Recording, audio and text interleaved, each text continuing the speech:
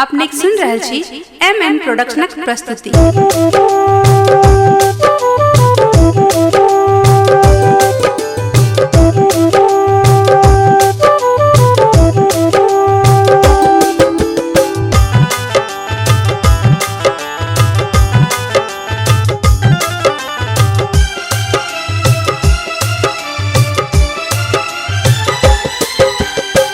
करियो पूजन स्वीकार है मैया, जानिन मंत्र जाप है।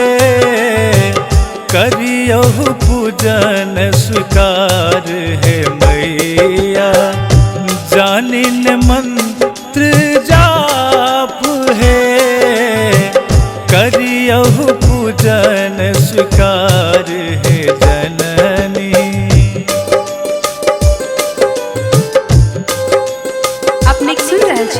MM प्रोडक्शनक प्रस्तुति।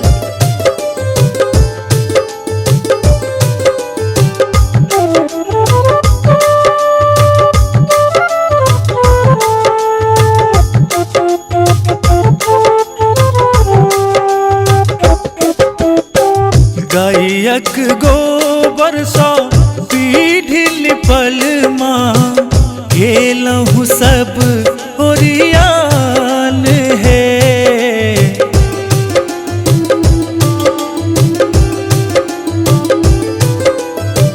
गायक गोबर सौ पीढ़ी लिपल माँ, गेलहु सब ओरियान है। अखंड दीप जरायब जननी, अखंड दीप जरायब जननी। हरियौन सब संताप है, करियो पूजन स्वीकार है मैया, जानिन मंत्र जाप है।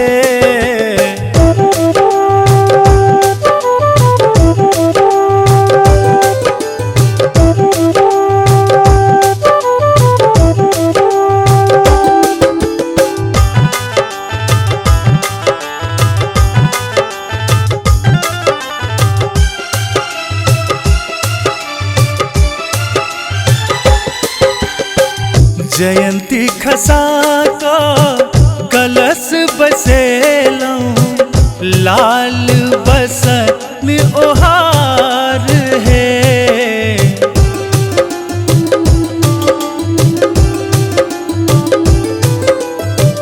जयंती खसा का कलश बसेलऊं, लाल बसन ओहार है।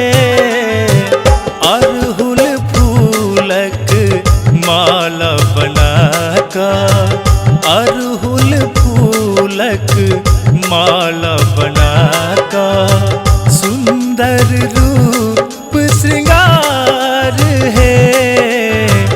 करियो पूजन स्वीकार है मैया, जानिन मंत्र जाप है।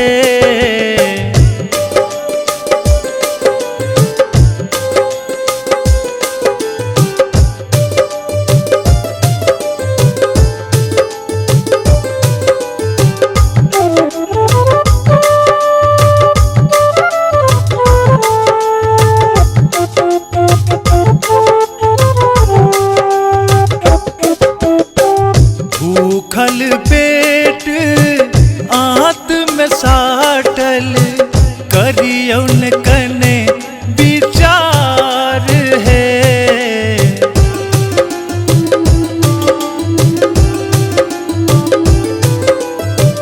भूखल पेट आंत में साटल, करियौन कने विचार है। शक्ति के माँ आस पुरबियो, आनंद के माँ आस पुरबियो। भक्तक सुनु ने बिलाप है, करियो पूजन स्वीकार। चमत्कार है मैया, जानिन मंत्र